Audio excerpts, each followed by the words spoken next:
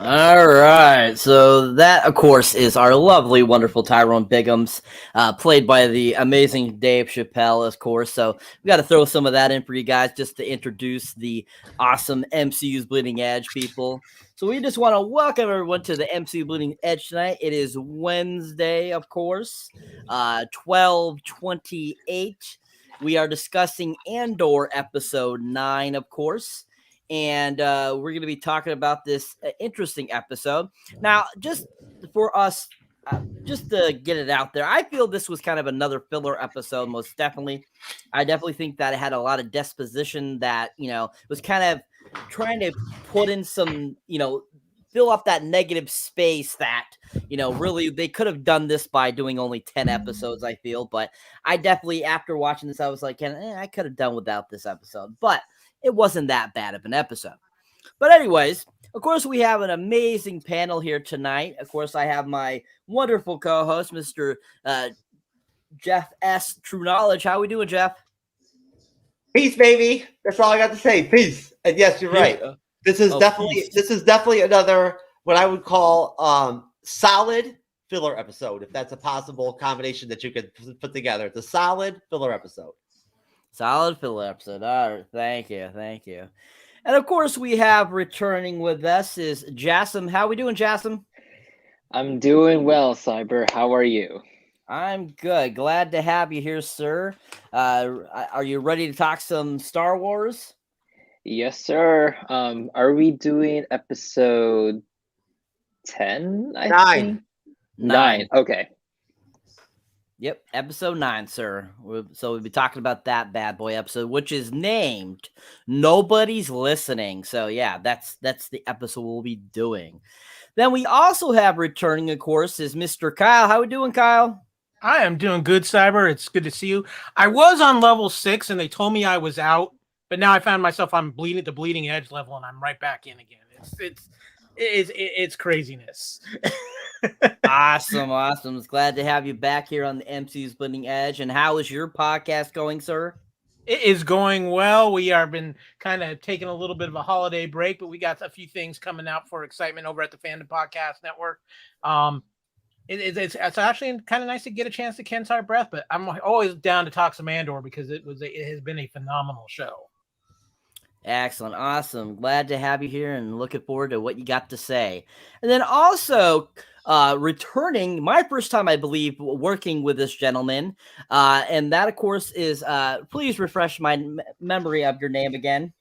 Hey, how you doing? My name is Johnny Fuent. Johnny. All right, Johnny. Thank you. And where are you from, sir? Tell us about your podcast, sir.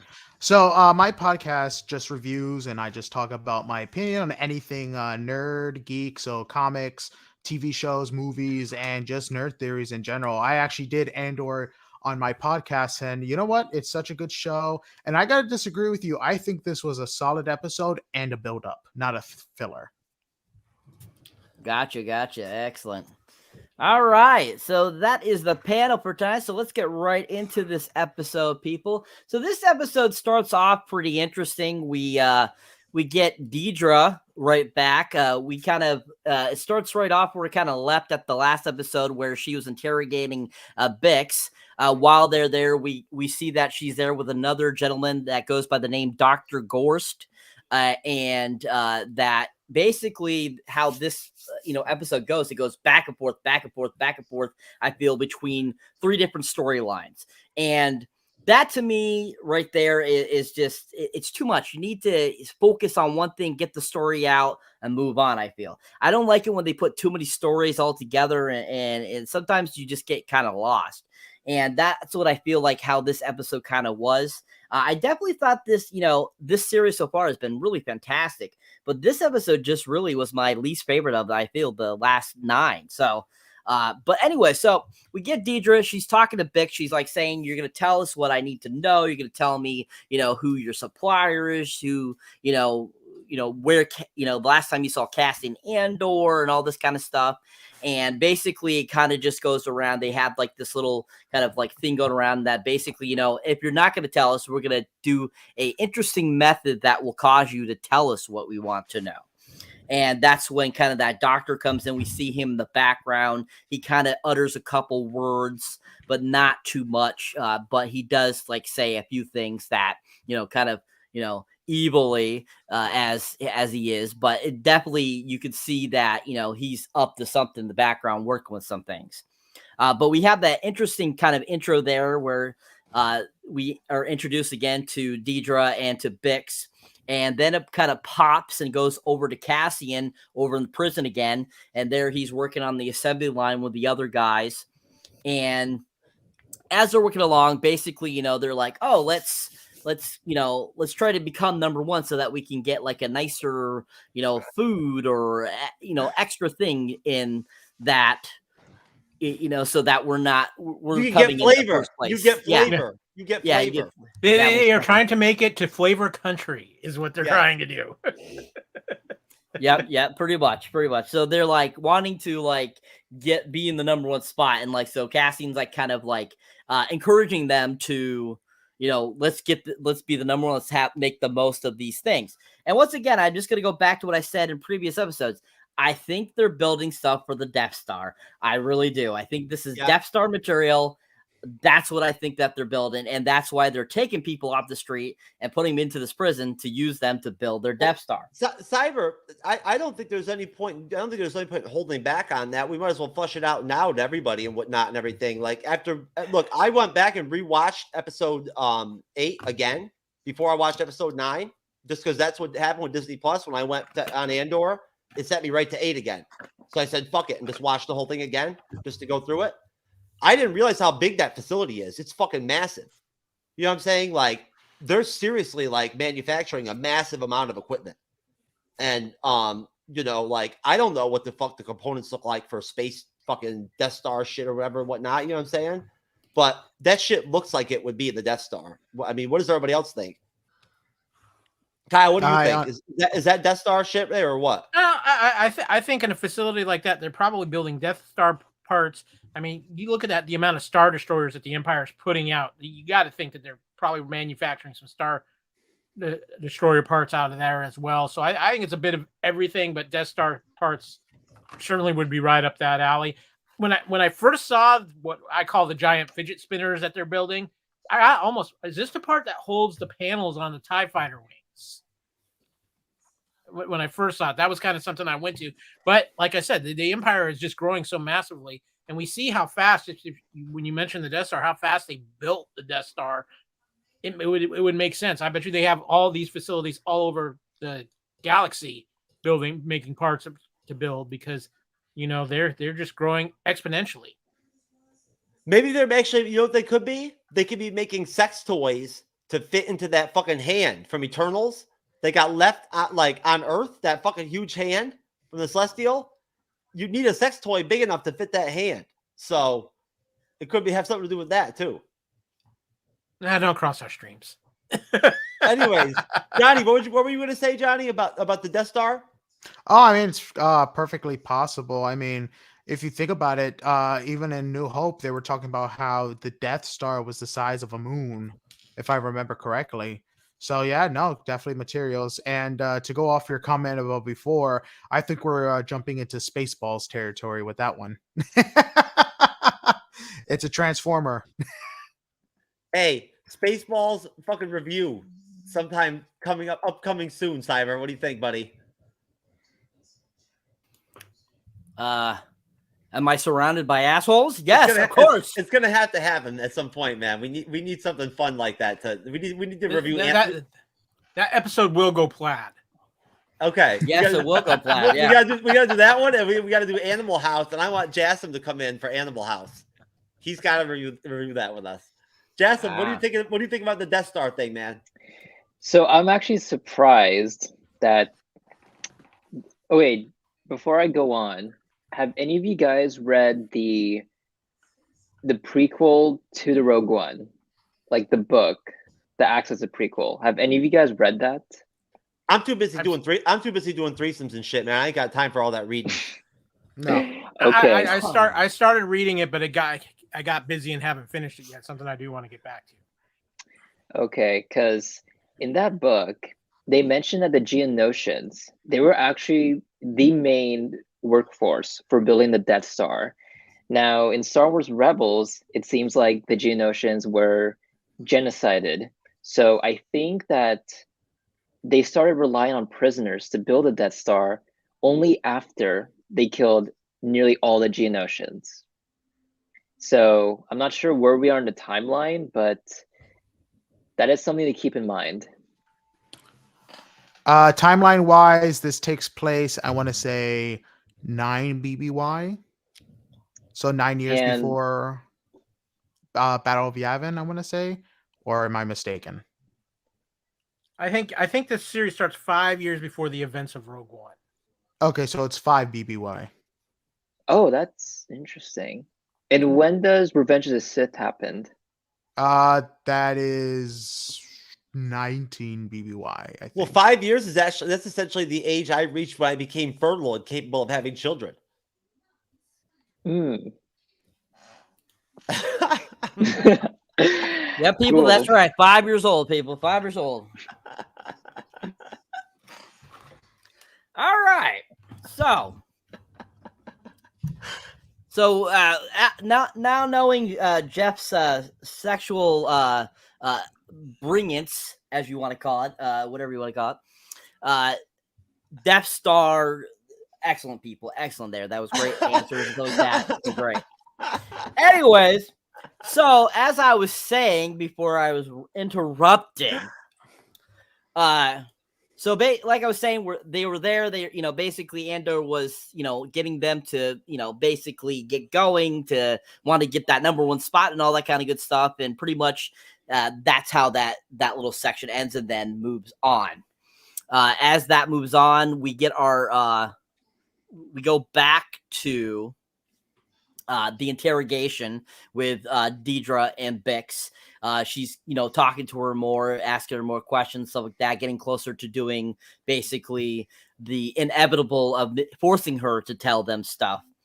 And basically, she kind of like utters some different words that, describe, like, oh, this is what I've been told by this person. We captured him, Krieger. And that he's told us that this and that and blah, blah, blah, and kind of stuff. And as things go on, she's like, you're going to tell us all these things and stuff like that too, at the same time. Once again, kind of reiterating what they kind of did in the first sequence, and getting, basically preparing her for when Dr. Gorst is going to put that helmet thing on her.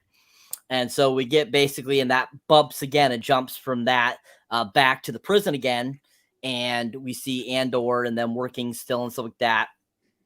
And we have kind of like this section where, kind of these weird things go on, like, and there's all these alarms going off, and they're all kind of like stuck inside this, tubing, the walkways into the different areas of the building.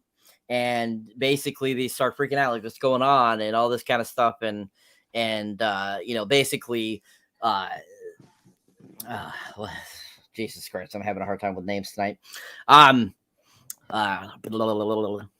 don't you hate when that happens, man? Andy Serkis, it's like basically, nothing's going on, leave it alone, and leave it, go with it and just move on. And so basically we have that sequence, and it once again it jumps back again to Bix and to Deidre. And finally, that's when she's like, okay, I'm going to let Dr. Gorst do his bidding. And he like starts talking to Bix a little bit, telling her a little bit about what's going to go on and stuff like that. And you see him and he's kind of moving this like box thing around a little bit. And all of a sudden, as he's talking, he opens it very slowly. And we see like this like helmet type thing, and he pulls it out. And basically it looks like a really big, like, like headphone set thing or something like that, like a helmet almost. And he's like, this is going to hurt too long. And, this is going to be over very quickly, but you're probably not going to think it's going to be that long, but it's really going to be that short. And he puts it on, and then all of a sudden she like, pans to her face, and you can see all of a sudden she goes into anguish, and it bleeps out of there. So before we move on past that, let's talk a little bit about that whole beginning section. Deidre, Bix, at the space station, at the prison with Andor and kind of what's going on there. What were you guys' thoughts on that? Was there anything you found interesting about it? What was your takes on those sequences? And just overall, was there anything that, you thought was interesting or different or something that was very pivotal to the storyline? And let's start with you, Kyle. I think as far as the Deidre Bix and that whole scene, that was, in my opinion, that's one of the best scenes in the entire series. When she's trying to get information out of him and Bix just looks up at her and says, "You're not going to trust me anyway." And it sets the tone of just where the Empire is at. And then they explain what this torture is going to be on her. And it is just incredible, a moment between that. And then when the one officer is getting ready to leave with Deidre, he's like, "Well, what do you want?" She's like, "What do you want to do with the other guy?" And he's like, "Well, let's hang what's left of him." And he's been through the same torture that Bix has. So that tells you just how powerful that whole torture is. And I think it's really going to set up some things for the upcoming episodes of Andor because of her relationship with Andor and what could come from this torture one way or the other.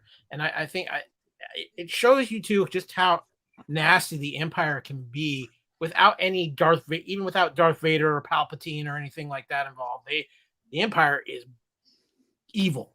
And I think that's really key. And I think the other thing that I think I'm finding very interesting as far as the prison goes is you're seeing Andor really starting to adapt to his situation and you're seeing how well his mind works as he tries to adapt and figure out a way to escape this situation. And I think it's in this episode, some of the things you see from Andor are really character defining for him as well.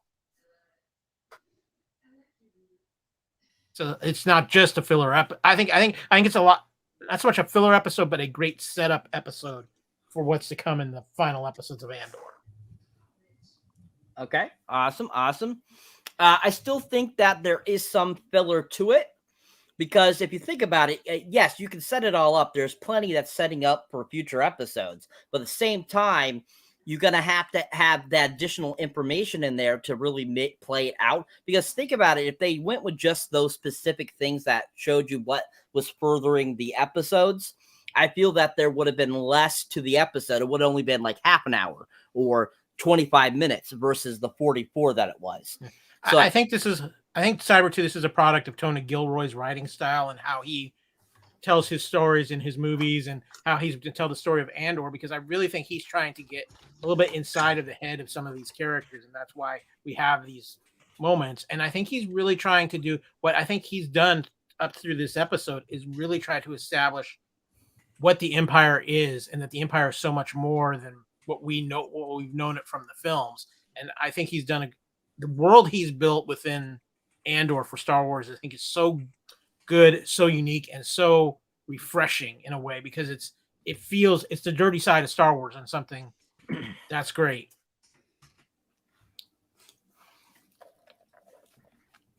Awesome. Jeff, you wanted to add in there. I just want to jump in and I'll keep it short because I know there's a lot of people on the panel that want to talk about this and everything and whatnot. But I think I'm going to change my mind on the filler thing. Kyle changed my mind right there. I don't think this is a filler episode at all. I think that this is what you're seeing is really well done, really well written, really well structured TV series, episodical, right? That's honestly more cohesive than most of the Disney Plus Marvel stuff I've seen recently. To be honest with you, it blows She-Hulk fucking away and Moon Knight away. To be honest with you, most of it, a lot of aspects of Andor are better than anything I've seen from the Marvel Disney Plus series. I don't know if anybody's looked at that contrast or thought about that, but this is better than anything I saw with She-Hulk. This is better than Miss Marvel. It's a lot more entertaining to me. Miss Marvel was great. Don't get me wrong. I thought it was a great production, well produced overall, well directed, cohesive, good energy, good cohesiveness from episode to episode, good finale. But Andor is like fucking it's like a Star Wars for intellectuals. You know what I'm saying? With like a sci-fi angle that's almost like Dune-esque, or like reminds me of like what some of like the classic sci-fi authors the shit they would write back in like the 30s and 40s and 50s. Some of those tropes I'm noticing like in this and whatnot. And what Kyle's talking about is the fact that what they're displaying in these last two episodes is the grip of the empire, like, you know what I'm saying, the authoritarianism the imperialism that they force, without just blatantly showing us Darth Vader fucking like force killing motherfuckers, you know what I'm saying, and like breaking their necks and shit and whatnot. They're showing us the human angle of like the degradation, you know what I'm saying, and like the dehumanization of like the empire and whatnot, you know what I'm saying, and like legitimately like how their mindsets are towards this shit, like how the nitty gritty. They showed us the humans angle. They showed us the human side of the empire. We've seen them bullshitting, talking back and forth at work. We've seen them take a piss on the side on a rock, just like during an episode randomly and whatnot and everything. We've seen their kids, their families. Now we're seeing the real inner gritty, like the nitty gritty of like the fucking monstrosity that really is the empire, like what they're really capable of, the real evil. And they're fleshing it out through these episodes. They're not filler episodes. They're conducive to the actual story. Okay. Johnny, you had something you like to add? Yeah, I mean, if you think about it, going off of what Jeff and Kyle said, I mean, I totally agree that this was not a filler episode, because, I mean, we're seeing the humanity, like Jeff was saying, about the evil of this. Because think about it. I mean, from what we remember from when we were kids watching Star Wars, like New Hope, Empire Strikes Back. I mean, we just saw the stormtroopers come in, kill a bunch of people, and that was it. From this viewpoint, we're seeing how it broke people down mentally, physically. I mean, if we're watching throughout the Prisoner episode, you have a lot of these guys basically go to conformity to just stick with the Empire. That's why I love the episode name for this. Nobody hears us. That's one of the things I love about it. And one thing I will say about it is the torture methods they implement. I mean, the whole putting the headphones things and basically torturing them through different sounds. It's creative. It kind of gives you like a Nazism type torture method that is unorthodox, unseen. And we're just seeing that these people enjoy it. They enjoy inflicting pain. They enjoy the power to the point where it's food for them. Excellent. All right. Jassem, same question to you about the episode, sir, or the of the section I was talking about. Okay. So, firstly, the torture scene. I haven't heard anyone say that their torture methods are something that you just don't see in any other like Star Wars show, Star Wars movie. Because normally the Empire, they would have like their own torture probe. You know what I'm talking about, right? Like the black probe with the needles. You don't see that here. They have like their own like headsets, and I don't see that elsewhere. So I'm hoping that we can get some more info on why the probes were widely used while something like the headset wasn't. Maybe it's because it kills the prisoners faster. Who knows? But as we've seen with Biggs, it's like she became so tired that she just couldn't cooperate in the first place. I think that's why Biggs had like an easier time hiding the info about where the rebels Jassem, are. you know what really happened right there. They rolled the TV in and they played She-Hulk episode 7 over and over and over again for 24 hours straight and whatnot. I think going off of what you were saying for why they never use this is because I think this was more of an ISB thing than anything else. I think it's on that. Not only is it an ISB thing, you have to remember this planet they're on is out on the outer rim. They're not going to get the resources that the Empire is going to have for Vader and the Imperial Senate and things like that. I mean, think about this. This show starts off with basically the rent-a-cop version of Stormtroopers.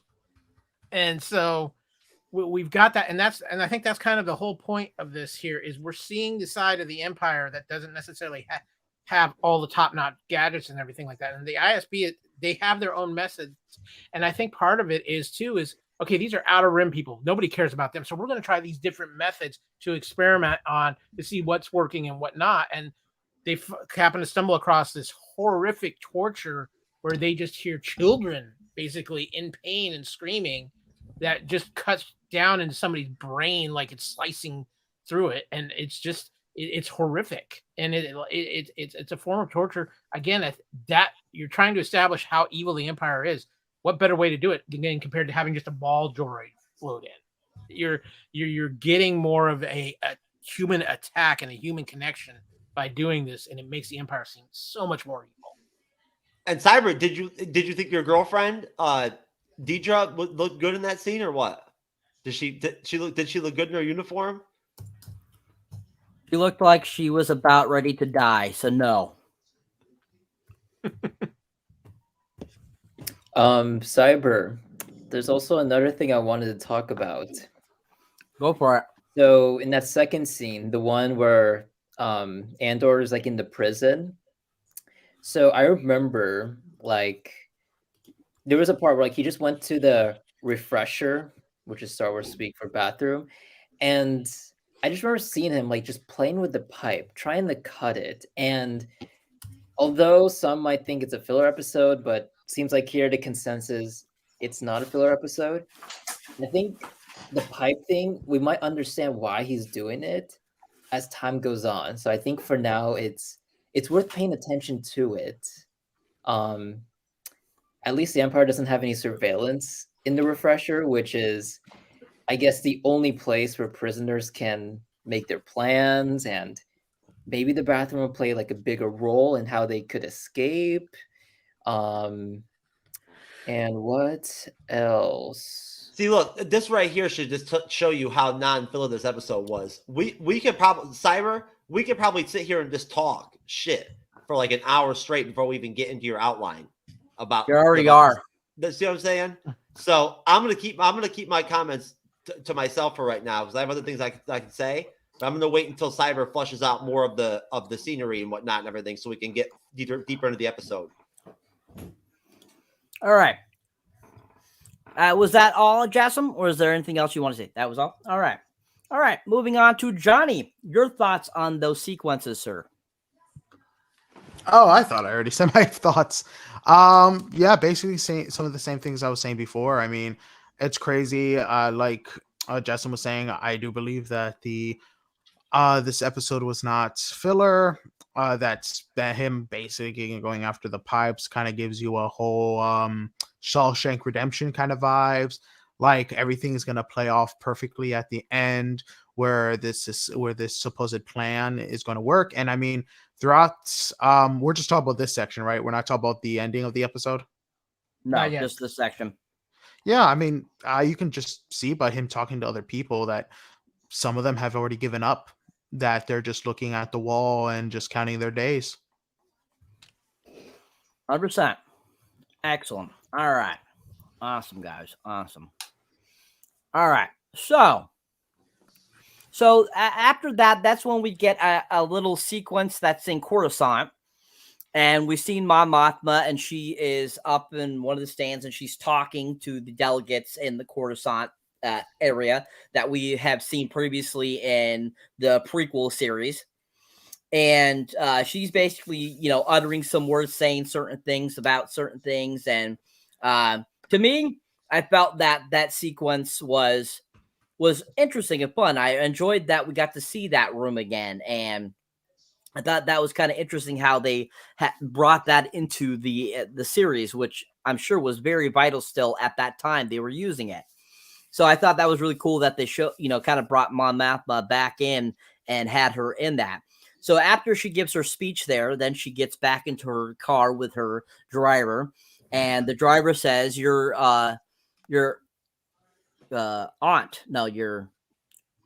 cousin. Thank you. Your cousin is has arrived. And she's like, my cousin? Are you sure? And he's like, yeah, that they said that you would think this is important to hear.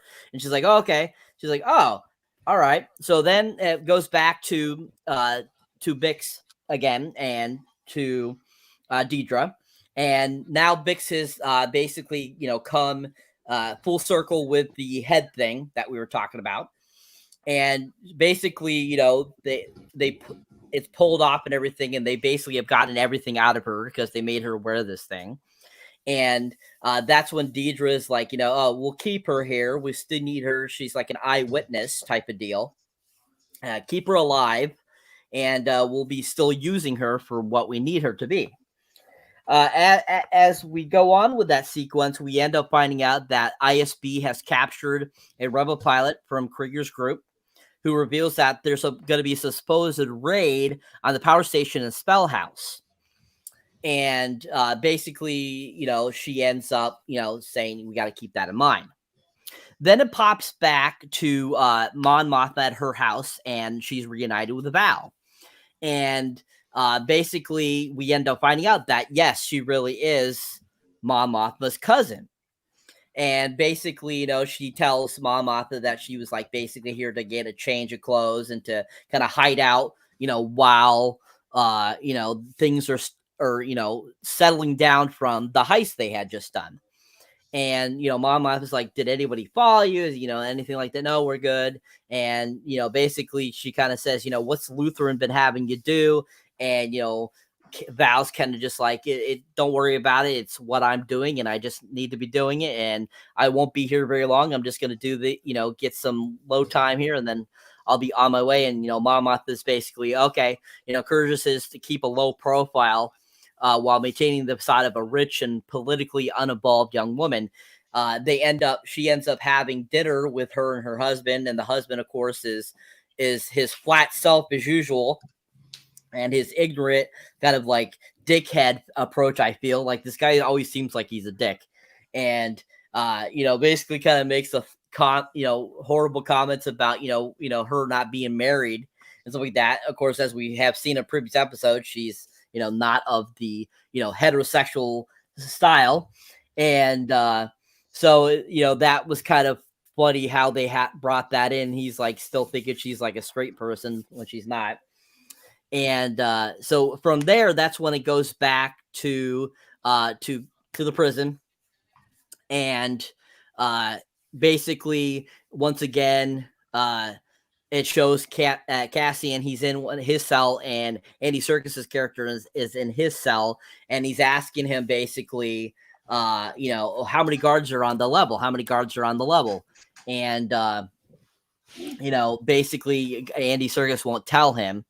That also is a sequence when at the beginning of that, we also have the scene where they're working in the workroom, and he says, oh, I'm going to take my bathroom break. And he goes in the bathroom and he opens a panel in there and starts like cutting at a pipe. And that's when the alarms go off, and he's like kind of freaked out. So he puts it back in place and gets back out there. But as we can see, that little scene there lets us know that Cassian's trying to break himself out of this prison.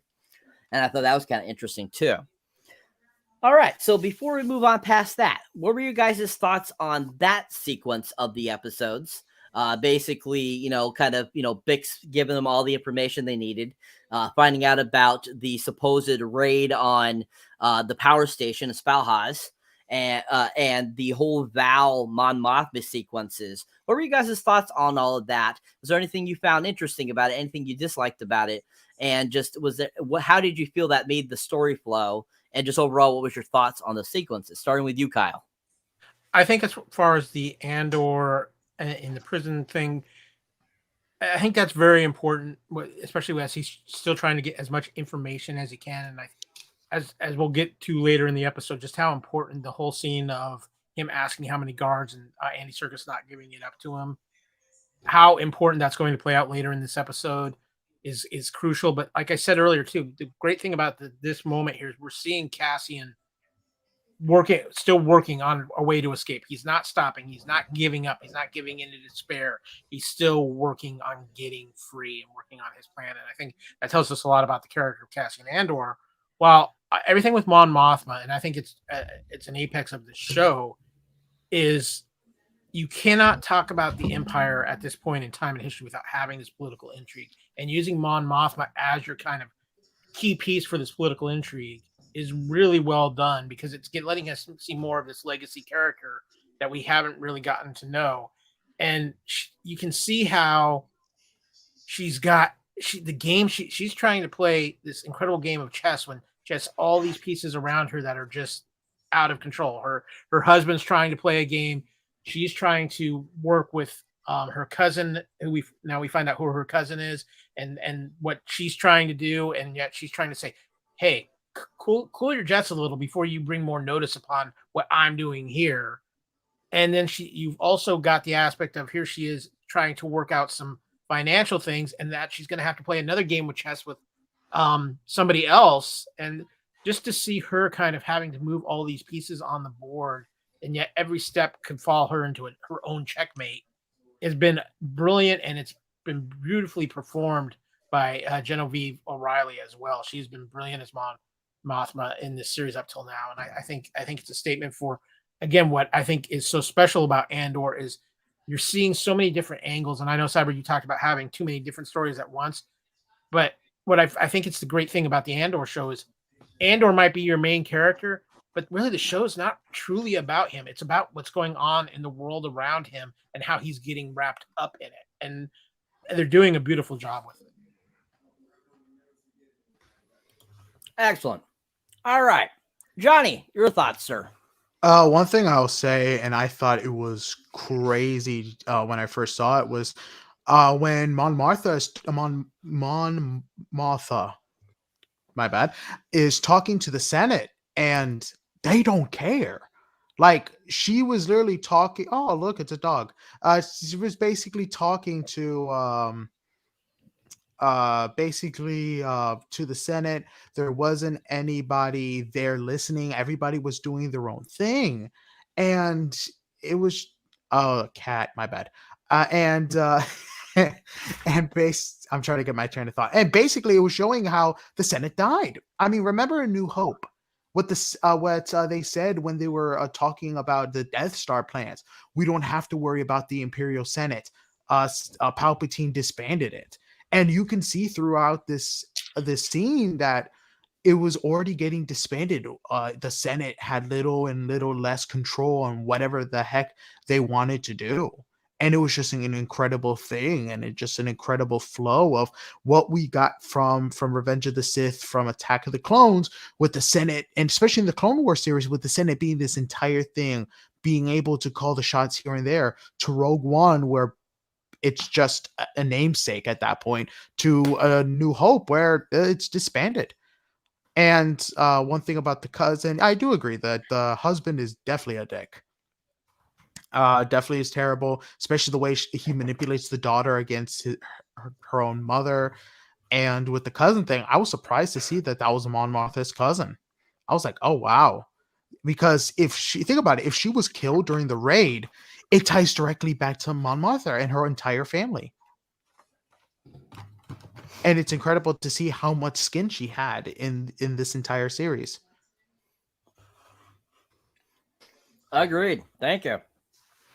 Jeff, your thoughts, sir. Well, I think that Mon Mothma, I think I think it was interesting to see that Vel, is it Val as in VEL or is it VAL? It's Val. It's called Val. Val. I think it's interesting that Val has money. She comes from money, right? Like, I didn't expect that, right? With her, I mean, obviously, when you see her on that, before the heist, like, you don't get that vibe from her. So that was interesting. That shot that they showed where they lingered on her back, and then they opened the shot, right? And it just focused on her like sullen state, and her like drooping shoulders, and her head kind of dropping down, because you can see that she's very conflicted. Like, she feels overwhelmed that they've overdone it. Like, you know what I'm saying? I don't know. I can't tell if she's afraid for herself and her own position, if she feels that like her spot is tenuous, like where she's at and whatnot. But then again, you think she would be, because she's right in the heat of it, right? Like, she's the one that's really like got the fucking skin in the game when you think about it, playing with rubbing the old elbows with the kind of people she is rubbing elbows with, I mean, what Luthen's doing is sort of, I mean, like a side deal, he's not right there in the spotlight. But basically, I never really got to say anything. I just want to point out that I did think that Deidre was really good with Bix in that scene in the beginning. I really like her. Deidre Moreau. I really do. I think she's really great. Her addition to the series for me has been wonderful. I've really enjoyed her. She's very like she has like a very unfuckable vibe to her. Like I wouldn't want to, I mean, try to step to her from a sexual standpoint. Like she's got sexual rejection like written right on her forehead almost. Look how she like cock blocks Cyril later on in the episode. You know what I'm saying? When he's trying to get some. But like, either way, she's probably a lesbian, to be honest with you. This is a Disney series after all, at the end of the day. So there's got to be more. There's got to be some lesbians in here at some point, right? It's got to happen. Just like Willow, maybe. But either way, no.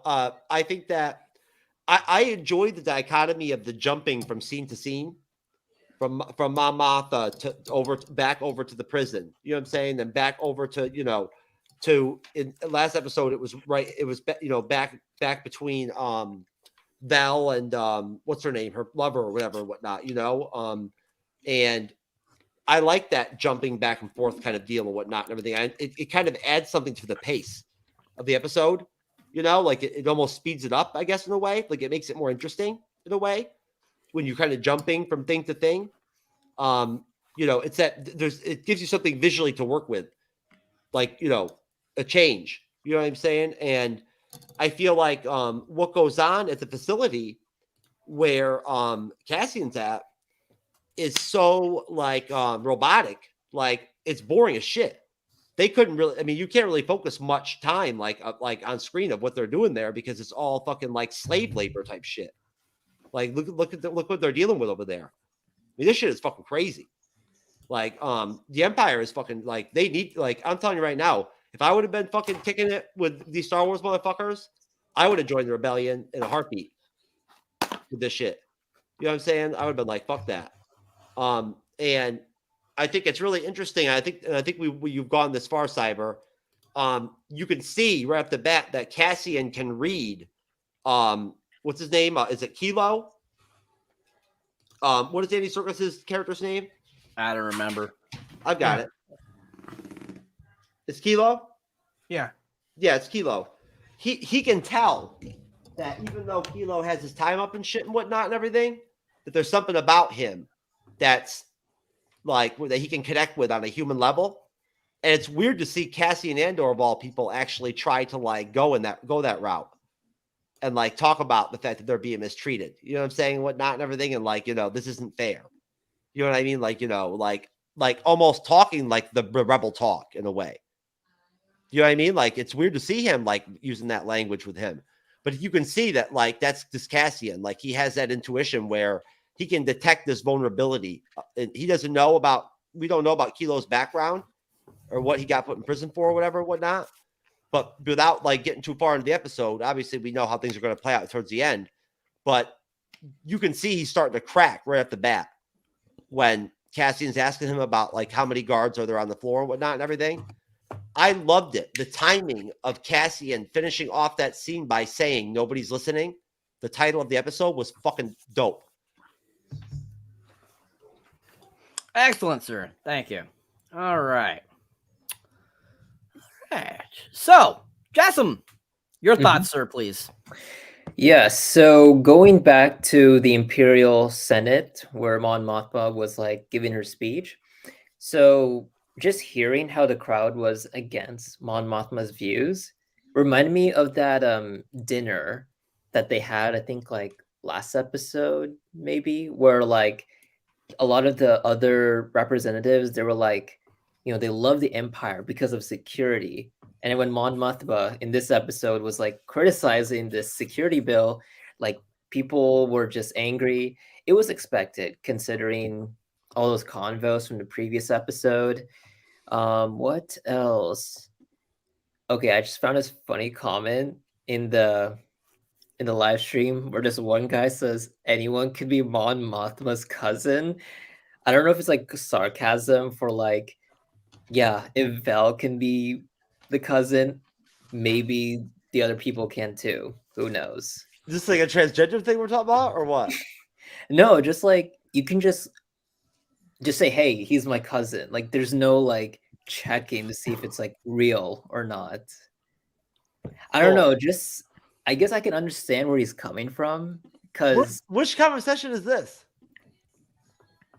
Don't you see it? The guy in the You have to go to go from private chat to comments. Yeah, Almec PM says anyone can be Mon Mothma's cousin. I don't think it's being I don't think it's being sarcastic. I think it's a point. You know, it's easy to say you're somebody's cousin to open some doors and have some cover. It's considering all the spy factors we've got going on in this show. But I honestly do think she seems to know enough about Mon Mothma's background to legitimately be her cousin. But can you actually? But can you bang your cousin or not? That's the question. It depends on what state you're in.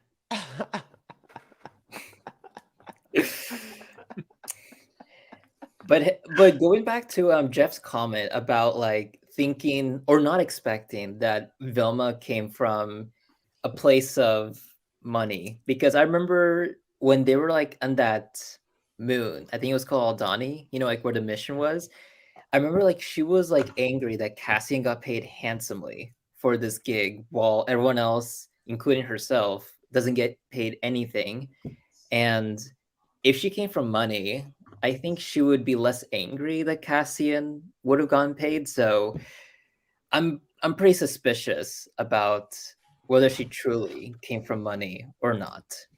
But I am curious who's gonna fund her spoiled rich girl lifestyle, because that's what Mon Mothma said as she like let Velma out. What else? What was the other scene, Cyber? So basically we were talking about what were we talking about? I don't remember. The stuff with Andor in the prison, trying with him with the pipe and everything, trying to escape like that, and what was going on with him during that time frame. Yep. There, when he was trying to find out how many guards were on each floor and things like that. Yep. Okay. Yep. So as I said earlier in the stream, like the pipe thing, I think is going to play a role in their escape.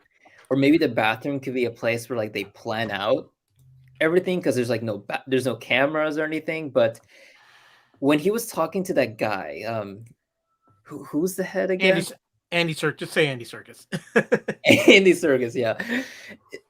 Like I was amazed. Like this guy could just, you know, while everyone's sleeping, he could just like say that to his boss, like, hey, how many guards are there? And all that stuff. Like, I thought there would be like cameras or any other surveillance in like the sleeping area, but no, it doesn't seem like it. So that's my takeaways. All right. Thank you very much. Awesome. All right. So to give us a little break there, how about we see the trailers, Jeff? No problem, sir.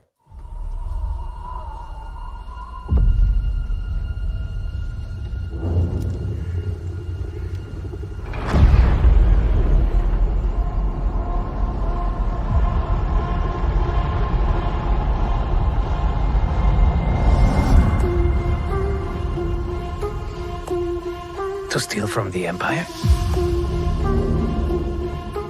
To just walk in like you belong? They're so proud of themselves. So fat and satisfied. They can't imagine that someone like me would ever get inside their house. Cassian Andor. The Empire is choking us so slowly. We're starting not to notice. What I'm asking is this. Wouldn't you rather give it all to something real?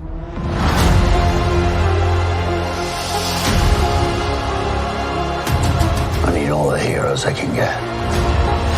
For the greater good. Call it what you will. Let's call it war. There's fermenting out there, son. Pockets of fermenting. You're in my net.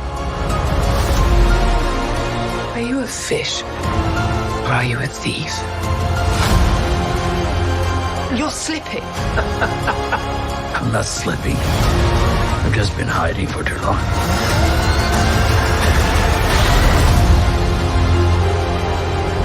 As long as everyone thinks I'm an irritation, there's a good chance they'll miss what I'm really doing. What are you really doing? This is what revolution looks like. I'm tired of losing.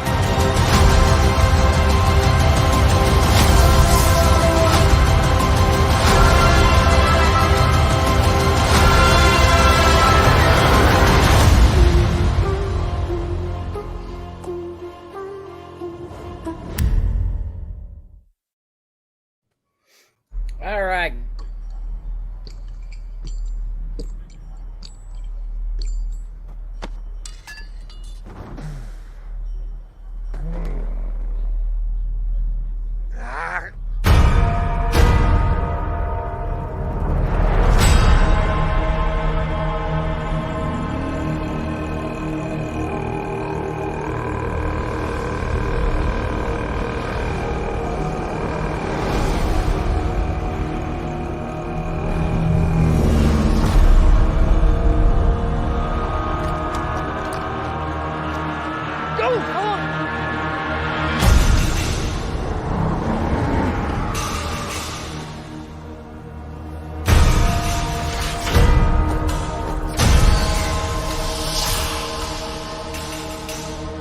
They're so proud of themselves, so fat and satisfied.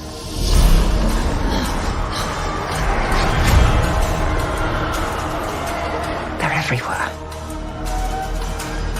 They're watching me now.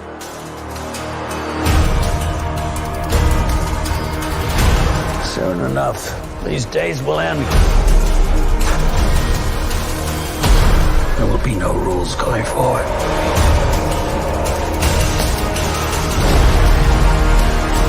People are standing up.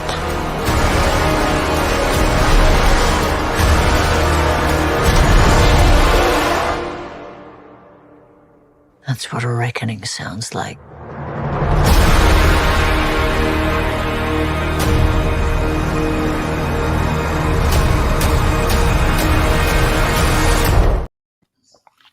Yo, that shot when it shows all the different characters from behind and you see the back of their heads over and over and over overlap is fucking awesome. Excellent. Yep, I would agree. So just going around the table, what's everyone's thoughts on these trailers now that you've watched 9 episodes of the series? Starting with you, Johnny. One thing, and this is what I was going to relate to as well, is the fact that Andor says that the Empire doesn't care, that they're so fat with themselves, which goes back to the point where no one is listening with the episode name, because they're so satisfied they think they've built something that can never fall down. And with going with these 9 episodes that we've seen, we kind of seen that with even the ISB kind of falling into themselves, thinking that no one's going to be able to top us. We're better than that. And the few like Deidre is connecting the dots. And even then, no one was really believing her that these things were happening. And it's just crazy to see.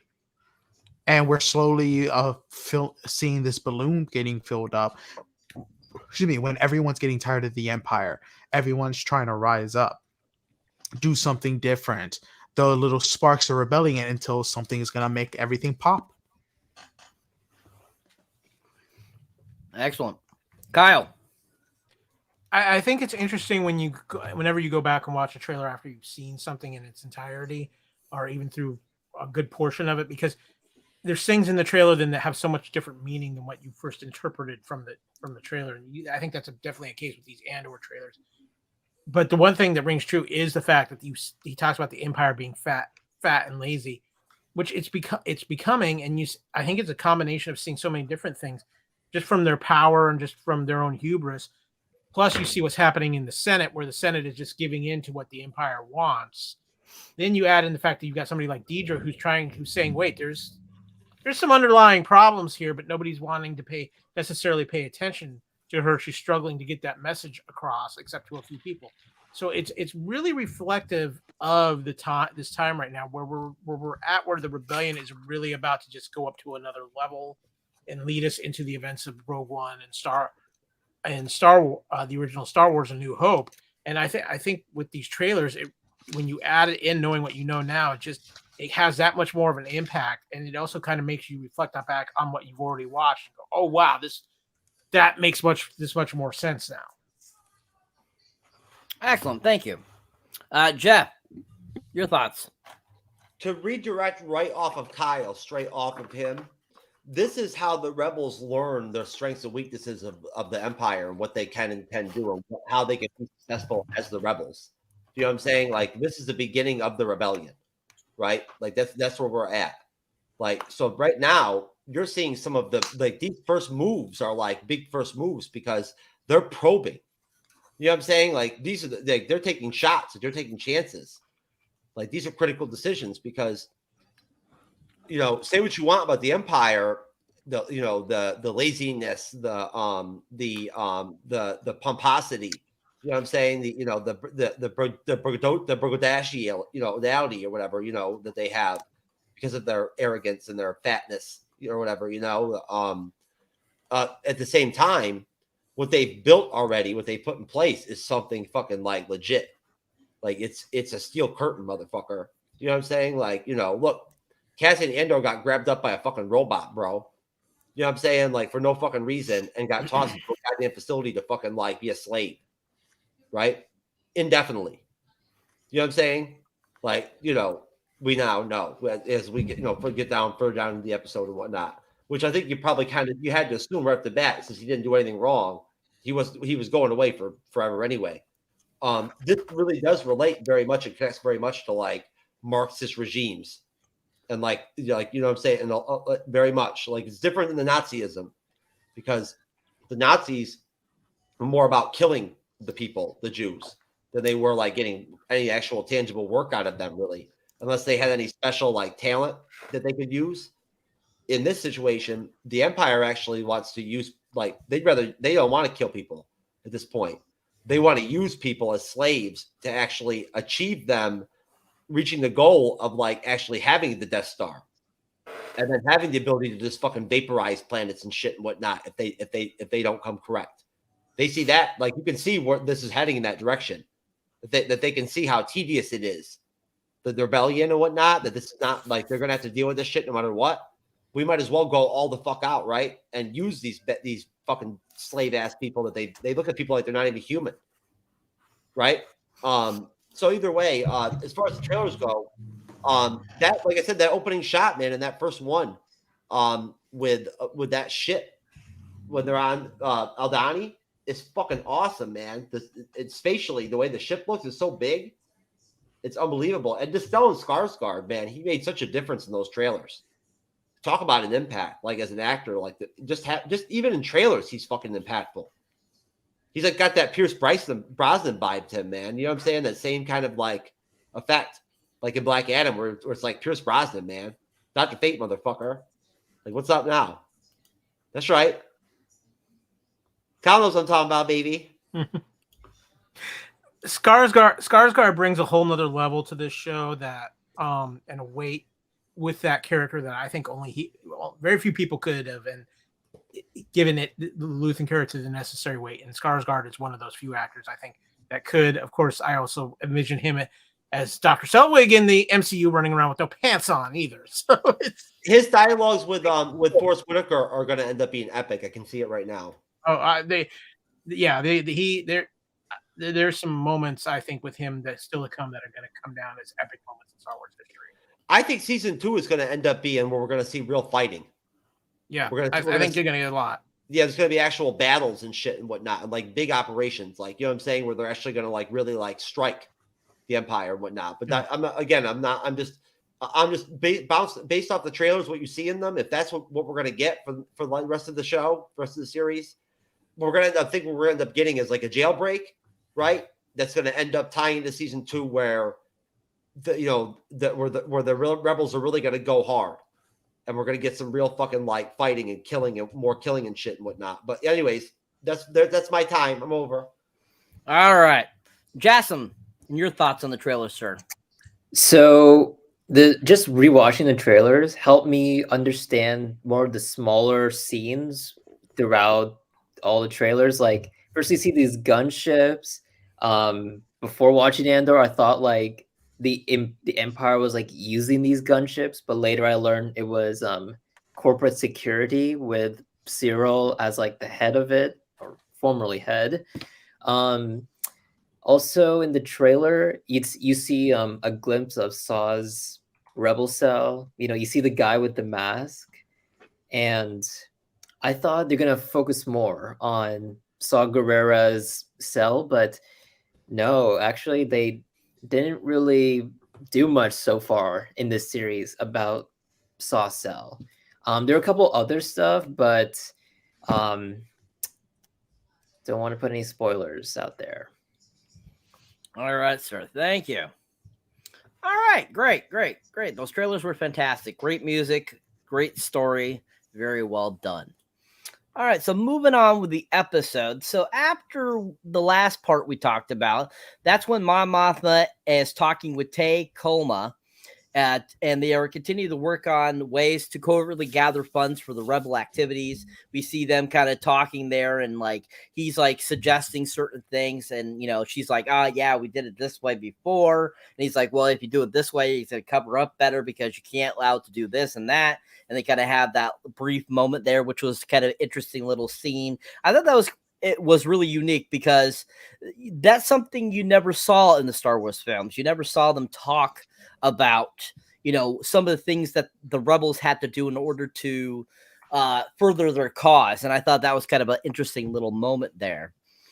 Then after that, that's when we are basically once again shown the great and awesome, wonderful stooge of the Empire, Mr. Why is his name blanking me? Cyril, thank you. We get to see Cyril, and he's at home with his mother. And once again, she's like basically like bad talking him. You know, I got you this job and all this stuff, but back up there and all this kind of stuff. And basically, he ends up revealing he got a promotion. And she's like, "Oh, I can't wait to tell your uncle and this and that and stuff like that." Like she's so proud, yet she's still that kind of that worst mother in the world type of deal, type of mother. And you're just like, oh, Cyril's just kind of like, shut up. You know, you can just tell it. You can see it in his eyes, like, mother, shut up before I kill you type of deal. Like, just shut up. And so we have that little scene, which I know we've mentioned in the past. These are kind of dumb scenes when they have Cyril with his mother. But I thought it was kind of funny because, you know, we were just talking about how we haven't seen a Cyril and mother scene recently, and all of a sudden we get another one. So I think that was kind of funny that popped up. And as we leave them, that's when we go back to the prison for a short time. And once again, they're in the workroom working and stuff like that. And the one gentleman that is a part of Cassian's group there, work crew, the older member, he ends up starting to have difficulties. His hands aren't working as well, and he only has 40 days to go. And they're trying to keep working, keep going. And he kind of has kind of like a hissy fit type of deal, like, let's keep going. I can keep going. And then that's when we bounce back to Cyril again. And he is outside of where the Imperial people, the Imperial, higher ups go to. And he bumps into Deidre, Jeff's favorite lover. And so they have a conversation basically, and she's like, you know, he basically, you know, says, thanks for the promotion. And she's like, I had nothing to do with that. I just said that you were stable and ready to go. And basically he starts to like kind of profess how like he wants to thank her and stuff, but that he's going to keep thanking her to, you know, show that, you know, he feels like he's back in the game and all this kind of stuff. And, you know, that somebody believed him about Cassian Andor and all this kind of stuff. And, you know, you kind of get that creepy vibe about, Cyril here. And she like basically threatens him with, you know, all kinds of stuff, you know, to stay away from her and stuff like that, even though he's like kind of gone crazy a little bit. As you can see that he's starting to go. He's on some straight stalker shit, Cyber. He's on some straight stalker shit, bro. He's going over the deep end. And so basically she ends up walking away, and he's standing there kind of like dumbfounded type of deal look as she walks away. And then after it shows her walk away, then all of a sudden she's back in the offices. She goes up and she goes into a room, and she's told by the guy there about the guy that they captured and how he's giving them information and stuff like that. She's like, "Oh, good, yeah, let's go with that," and all that kind of good stuff, because I just had this crazy stalker on my ass, and I need to let loose, basically. So, so basically, then it leaves her, and once again, it goes back to the Great Rebel Base, or back to the prison, the Rebel Base prison again, and that's where we the older member. He all of a sudden starts having real trouble, and like, we need a doctor, and so they go and retrieve this doctor. The guy's this prison medic's name is Dr. Rashif, and basically he's looking him over and stuff like that, while Cassian and Andy Serkis's character are a little bit looking over him, and he basically says that there's nothing he can do because he has had a stroke, and basically he has died, and that he's there's nothing he can do. And he says, "You're lucky he went peacefully." And basically you end up finding out as the doctors talk, and that he actually euthanized the guy. And you're like, what the hell? And so as this is going on, and Andy Serkis's character Kino Loy is saying there's nothing he could do. I mean, he only had 40 days to go and all this stuff. And basically, you can see it in Andy Serkis's face, just like, the doctor keeps saying these things and confirming these things, saying, basically there's nothing I can do. And basically reaffirms that the commotion that we saw earlier in the episode about the guy in level 2, that was a prisoner that had completed his days and was supposed to be set, be able to be released. Well, in actuality, he wasn't. He was just changed to a different floor and forced to go back into prison and start working again. And so in order to cover it up, the Empire decided to just kill all the prisoners on that level to cover up the mistake. And that's basically what the doctor tells them as they're sitting there with them. And so after he's done explaining that, and this says, "Oh, they're coming with a body bag for the older crew member," Cassian and Kino get up, start walking, and Andor once again says, how many guards are on each floor, and basically Kino finally tells him, and that's how the episode ends. All right, so what was your guys' thoughts on that end sequence of the episode? What did you think about the older gentleman, they're killing him off? What were your thoughts on the Mon Mothma Colma conversation? What did you think about Cyril's conversation with Deidre and his mother? And what did you think about finally Kino kind of coming to his senses and helping out Andor? Starting with you, Johnny. Well, the whole Deidre thing, I did find that creepy. I was like, oh my God, the two weirdos have met and felt, and like, it's like one-sided. I don't know how that's going to go. Maybe sometime later that it'll be recuperated or something, but going off of the old man dying, it was very sad, and just seeing Andy Serkis's character's face drop as he basically loses all hope, because his entire character thing was, hey, don't screw anything up, I'm leaving in this many days, and just seeing that hope, that light just flicker out and replaced with this fire after Andor asks him how many people are they going to be there. Because it was crazy, because you basically had him denying the rumors until it was basically confirmed, and the fact that the doctor had to euthanize this character, you just felt that pain. Because I mean, personally, I worked in the medical field, and I thought he had maybe dementia, some type of, I don't know, Star Wars version of dementia, Alzheimer's, especially with how he was forgetting stuff, and to the point where he just, yes, that stroke. I want to say, so the whole mother situation with, what's his name? What's the guy's name again? Weird Cyril. Cyril.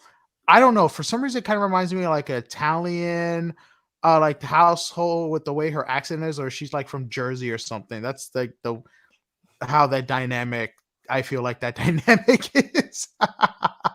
But yeah, no, definitely love the episode, especially how you just see everything in that whole entire episode pay off.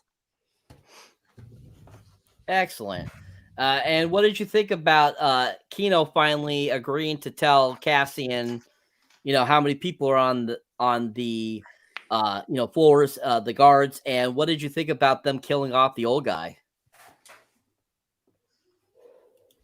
Oh, is it still me? Yeah. Oh, like I said, I mean, I personally think that it was crazy just how, just how far they're like, hey, this guy's just another number. And the fact that, like I was saying before, just seeing the light and hope coming out of Andy Serkis's character just go out, and the fact that he answered it showed that that light was replaced with a fire, like a rebellious fire. Awesome. Thank you. All right. Kyle, your thoughts, sir? There are 12 men per floor is going to go down as one of the best moments in Andor. It's so powerful. It's so with that character because he's been so just dedicated on getting out. And when he finds out he really is never going to get out, the change that instantly happens is amazing. And you add in just this euthanization of this older gentleman here to add into that makes him finding out what happened with floor 2 and everything like that. It's just, again, you see how evil the Empire is, and you see that the Empire is becoming, in a way, through this, their own worst enemy, as they're turning the people who are just loyal to the system against them. Yes, he was in a prison, but he was still loyal to the Empire system, thinking it's going to get him out. And now he realizes that is never going to happen, and it's so incredibly powerful. Then you add into what's going on with Mon and the situation where she's just getting herself in deeper and deeper into elements she doesn't want to get into. But again, I think it's kind of a similar situation what they talk about with Andor. You're going to have to get, if you're going to be part of this, your hands are going to get dirty. Your hands can't stay clean. And in Mon trying to be this upright senator and everything like that, she still has to get her hands dirty. And she's finding that out in a very hard learned lesson. And then you go with Cyril, who I don't know if it's romantic or if it's just like he feels like he's found a kindred spirit in Deidre, somebody who thinks the same way he does. And so there's an attraction there. Yes, it's creepy. It's stalkerish. I don't know if it'll ever go to mutually romantic. It could kind of go to stalkery, one-sided kind of thing. Cyril's reminding me a lot of, like, is he going to go Christian Bale, American Psycho on us at some point here? But yeah, it's all of it is so well written. And what I think the most intriguing thing is we know now we've got 10, 11, and 12 episodes of Andor left. How they're going to bring this all together, because even though we know we have a second season coming that's going to continue this, I do think that we are building to these elements coming together at least somewhat to kind of set up things for what we're going to see in season 2. I think we have a prison break coming. Obviously, I think we have a follow-up to that, some more with these characters. This is what, again, what I come back to with the brilliance of the writing of Andor is, yes, you've got a lot going on, but it's all within a orbit of each other, and they're all crossing each other's paths in orbit, coming together. And you see it, but you're still intrigued about how they're going to get there, compared to, I'll just say, with certain Marvel aspects where sometimes we know how it's going to get there because they're forcing it to get there. Here, it's just it feels like it's a natural flow getting there. Very true. Very true. Thank you. Jeff, your thoughts, sir? That's a good point. I'll tell you right now. It's True Knowledge is giving us visual effects with the smoke. Yeah, there you go. All Mac PM. That's how I do it, baby. But no, I'll tell you right now. From now on, whenever I'm going to be on the panel, I'm going to have a mandatory rule that Kyle has to be on too, with whoever we're covering, so that he can go in front of me. Then I can just like be lazy and just bounce off his shit. You know what I mean? Like, I don't even have to think anymore. I can just get stoned and drink my fucking alcoholic shit and get fucked up and whatever Kyle talks about, I'll just jump off that. Like it seems to be the formula's been working for me the whole show, so I'm going to stick with it. But either way, no, great show, Kyle. I'm telling you, you give me Lord Deathman vibes, motherfucker. As far as getting me going and whatnot and everything. But because if it was up to me, I could do this bitch for 3 hours long, just breaking down this episode, as far as the intricacies and whatnot and the psychological aspects of it and everything and whatnot. There's a lot of deep shit that goes on, a lot of psychological, stuff that plays out across the span of these episodes. But either way, I think that Andy Serkis's character in this is like very visceral, right? Like his facial expressions kind of give off exactly where the fuck he's at. Like he's on edge almost at times. You know what I mean? Like, and there's just so much going on. Like there's so many different loyalties and like, and consequences. And this is just, they're all a result of this fucked up imperialistic fucking like authoritarian regime. You know what I'm saying? That, rules everything and whatnot and everything. And like, I'm really fucking stoked to see what type of fucking prison break they're going to pull off in space in that bitch. Like how they're going to fight back with like, the whole, looking back at it now, the guards don't have weapons. All they have is like the boots and like the floors, right? And their ability to shock people, if they can circumvent that, then really at that point they can go toe to toe with the guards. They can throw down with them, right? And the guards are outnumbered big time. So I mean, I really dig the actress that plays Mon Mothma. I think she does a really great job in this series. I think she's really played the character very well. I'll pull her up right now. It's right next to me. Her name is let's see here. Oh, there we go. Genevieve O'Reilly. Yeah, she's great. Like, I mean, I enjoy her scenes. I mean, I can see how some people might find them trivial, maybe to some extent, you know what I'm saying? But like I enjoy the way she portrays the character. I do. And she has a sort of elegant attractiveness about her that even an older woman I do find attractive. And she's ballsy. I mean, she's willing to be in the fire. Like she's got herself right out there, like in the fucking Imperial Senate and shit and whatnot as a rebel. Right. Like, and the whole dynamic of like actually seeing her interact with her cousin, with Val and whatnot, everything was interesting. Seeing Val like all cleaned up and shit and a dress and all that or whatever and whatnot, like nice looking, was different. But in general, I'm thinking that Cyril, I'm telling you, Cyber, we talked about this in the beginning. Cyril's going to end up going like outlaw and shit. That's going to happen. He's like infatuated with Deidre. He's going to go and Cassian. He's going to go outlaw and like fucking go hunt Cassian down as like a freelancer. You know what I'm saying? That's where I see this going, like with him. That's his next step. Like, what else is he going to do? He's obsessed. But his mom does have like some kind of like Rhode Island, like New Jersey, like, Connecticut type of accent going on, which is kind of funny. But no, I mean, overall though, like I said, I think that overall, I mean, we'll do our ratings and whatnot and everything, but I think this was actually a pretty solid episode. And I just wish they would have explained a little bit more in layman's terms what Dr. whatever the fuck his name was doing to Bix in the beginning, because I didn't really get what they were doing to her, like psychologically or mentally or whatever. Like I didn't really understand. All I saw was just her all looking all fucked up afterwards. So I realized that Deidre got all the information from her that she wanted, but like, what did they really do to her? I didn't really get it.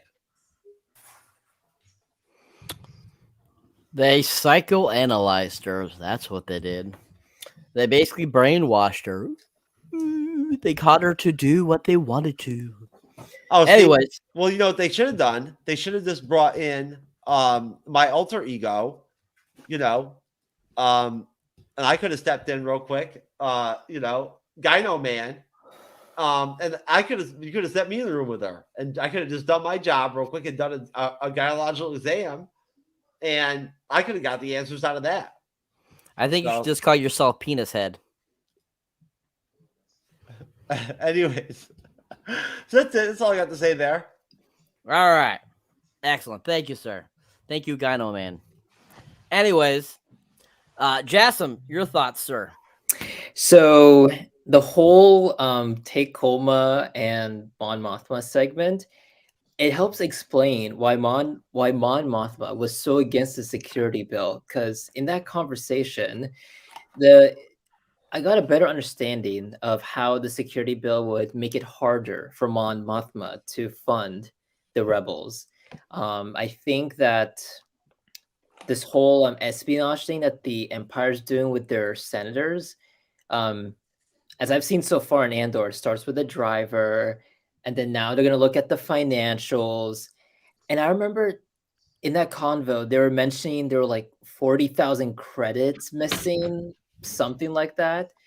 So I am curious to see what Mon Mothma does to justify that. But in the meantime, You're talking about Jassem. You're talking about with Ty Coma, and he brings up a person to cover up some money.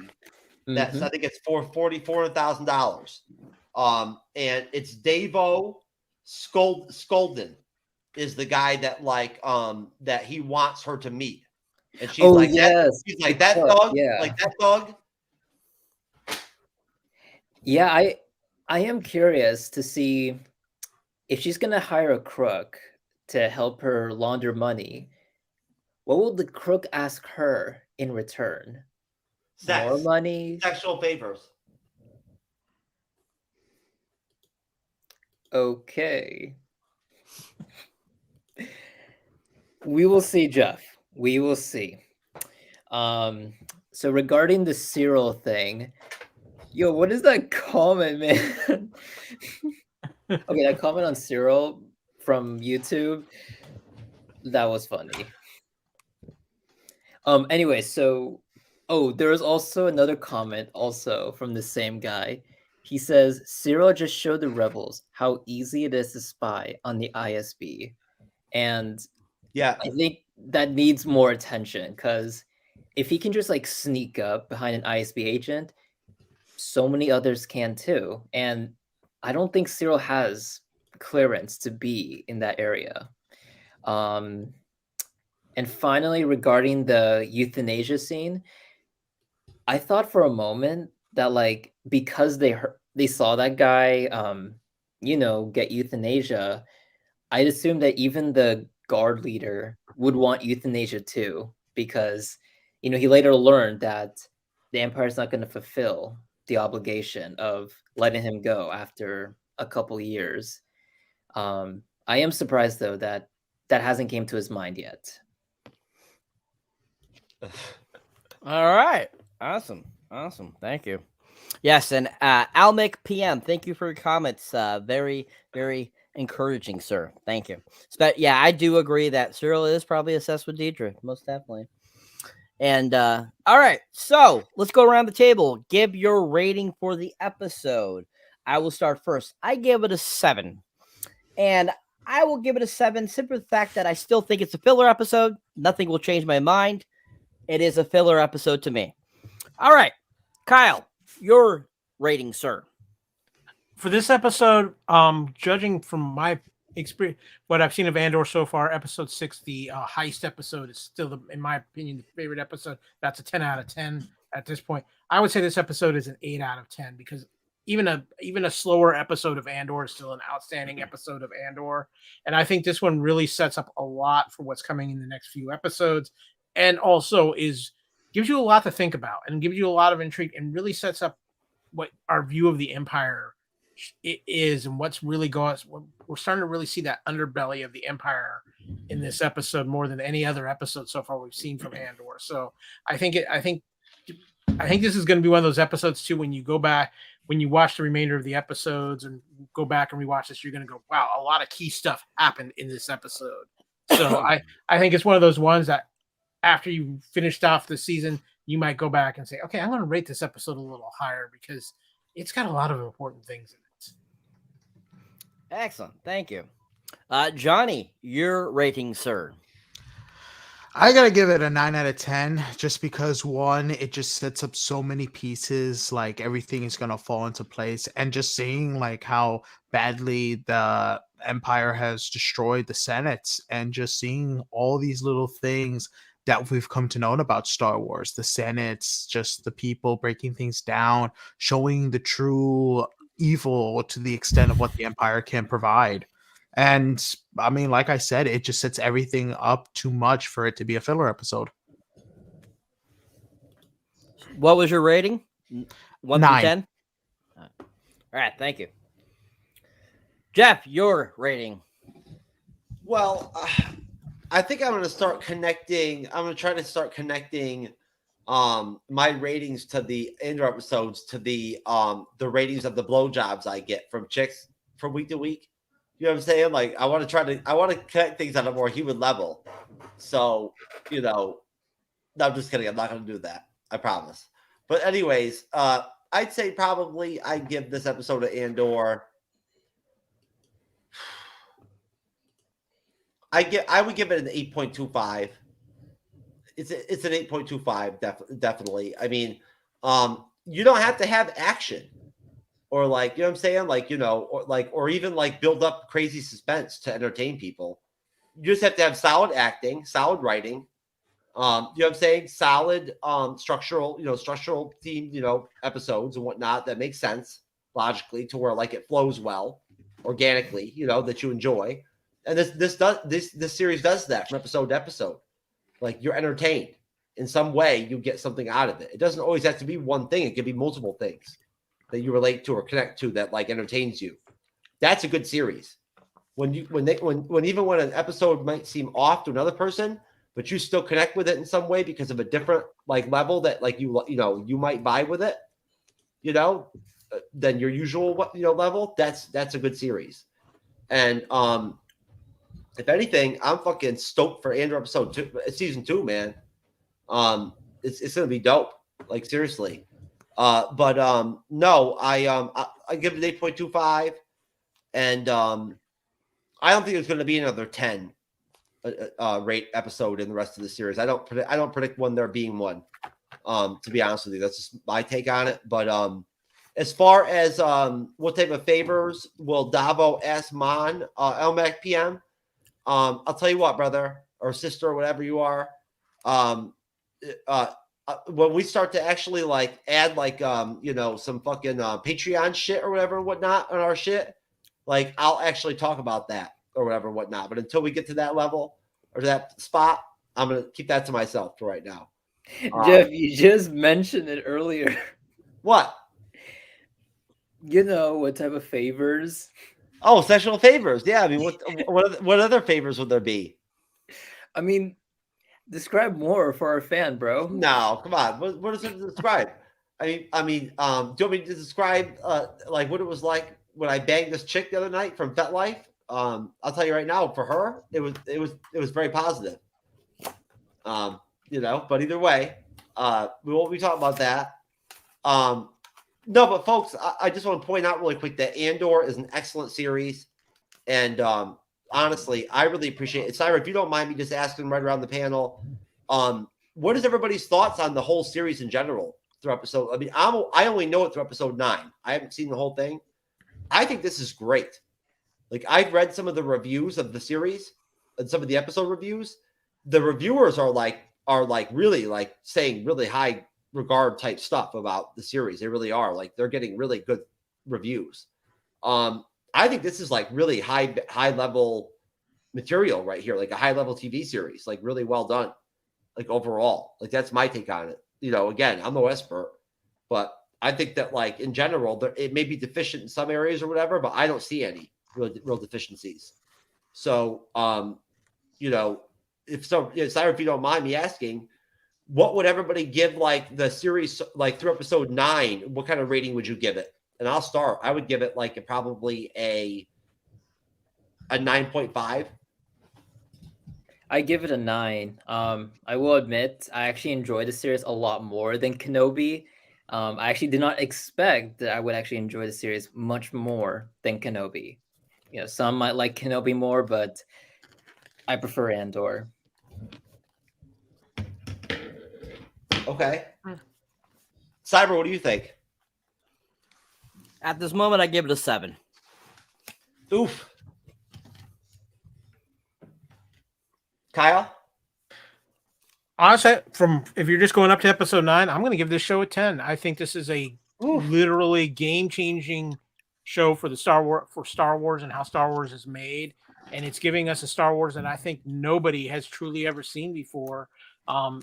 We got a little bit of a taste of it in Rogue One, and I think what it's doing is giving us a Star Wars that's not quote unquote dumbed down to try to reach everybody watching it, from kids to adults.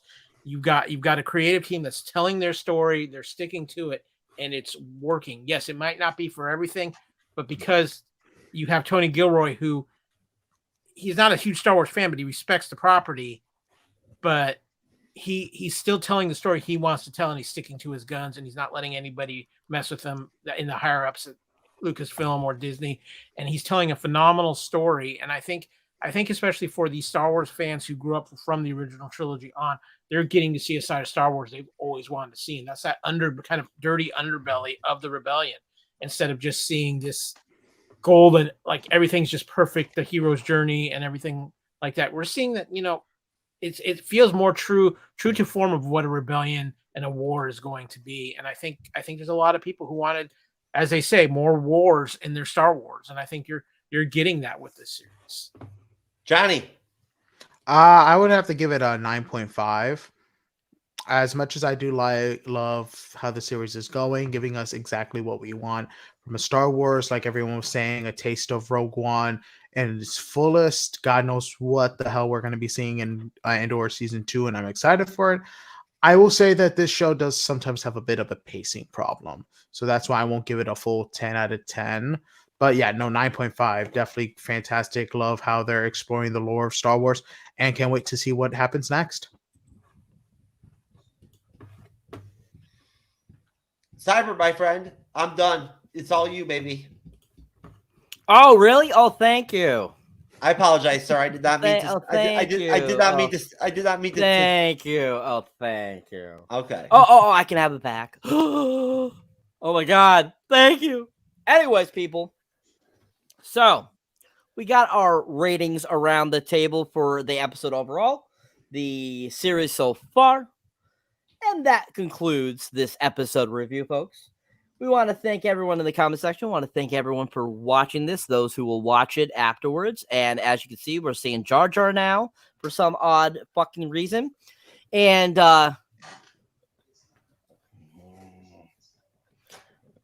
okay, Jeff, if you don't stop it, I'm going to reach through here and bitch slap you. Anyways, thank you, people, for watching. You guys have been great. And I want to thank the great panel. Thank you for coming on and enjoying episode 9 with us. And let's go around the table and say your goodbyes and say, let people know where they can find you and reach you and see your content as well. And we'll get out of here, starting with you, Kyle. Of course, you can. First of all, it's been great to be on the panel. Had a lot of fun talking Andor. It's a show I can definitely talk about at any time. You can find me and the content that I create on the Fandom Podcast Network at fpnet.podbean.com for the audio feed. We also have a YouTube channel, Fandom Podcast Network, and also visit our Facebook page, Fandom Podcast Network. And lastly, you can find us on Twitter at FanPod Network. Awesome. Thank you. Johnny, please.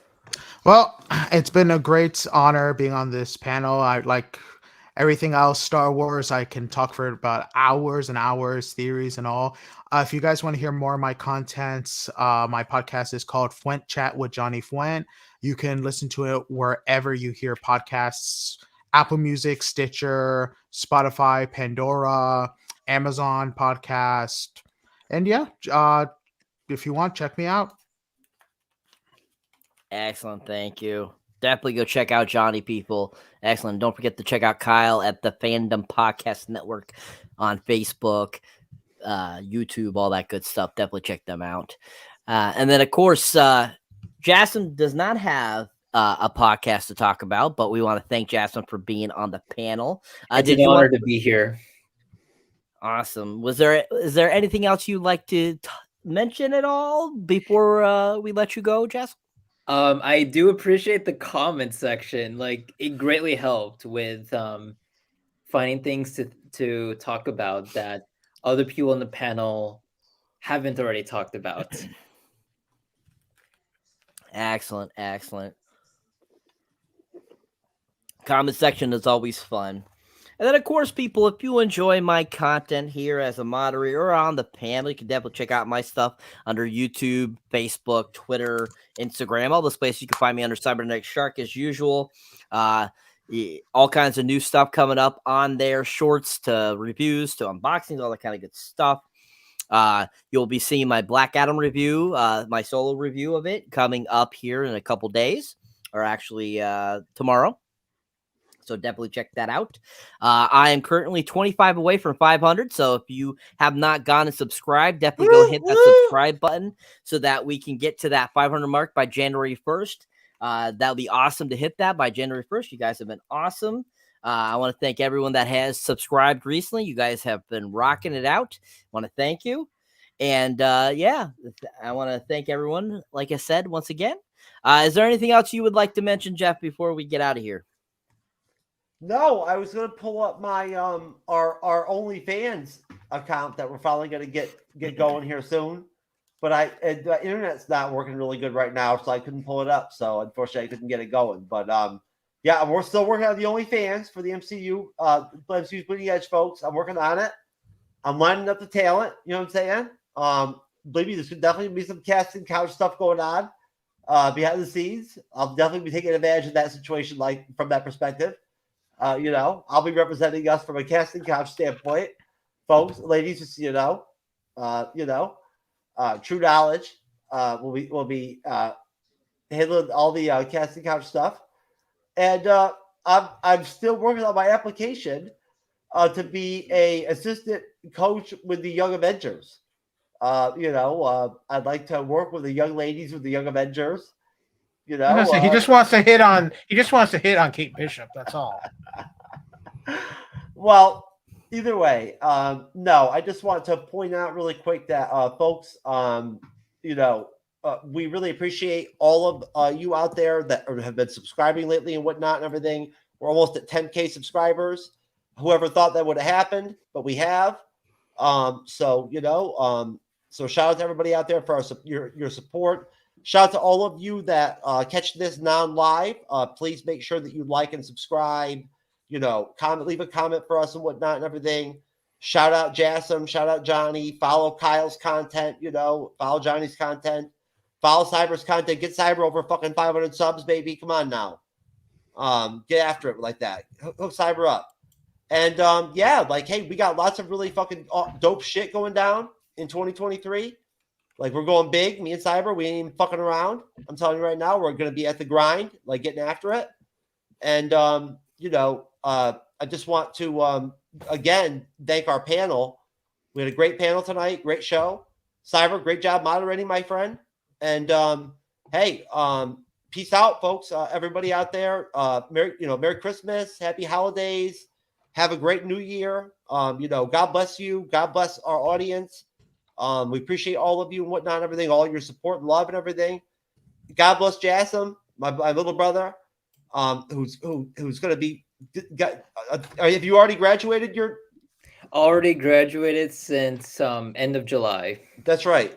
This young man has got a big future ahead of him, and congratulations to him for finishing his education and whatnot, and actually handling his business and shit. Jeff, Kyle has one more thing he'd like to say before we go. Go ahead, Kyle. Yeah, I just want to drop something by some good friends of mine over at Chaotica Studios. They just recently dropped an amazing Batman fan film called Batman: The Oath, and it's on YouTube. If you're a fan of Batman '89, it's a must-see. This guys did this as a labor of love, and it's film quality. It's about a 17-minute short. Look up Batman: The Oath fan film on YouTube. Check it out. I just want to give them some love. It's already over 150,000 views since it debuted just 2 weeks ago. So just give it some love. These guys put a lot of hard work into it. I wanted to give them some props on that. And I know this is the kind of group that's definitely interested in some Batman type things. Well, hold on. I got that shit screen shared right now.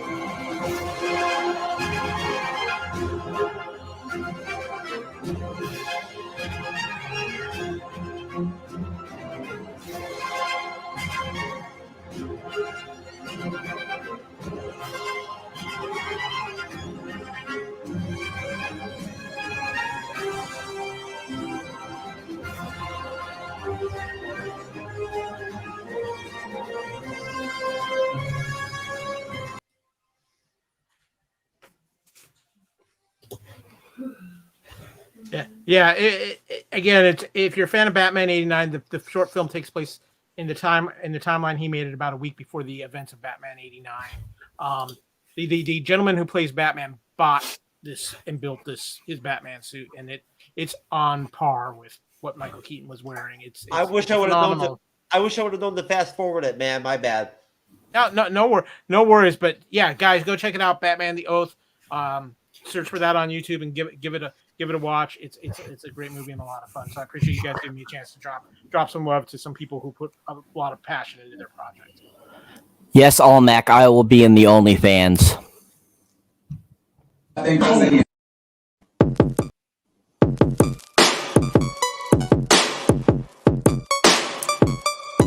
It's going down.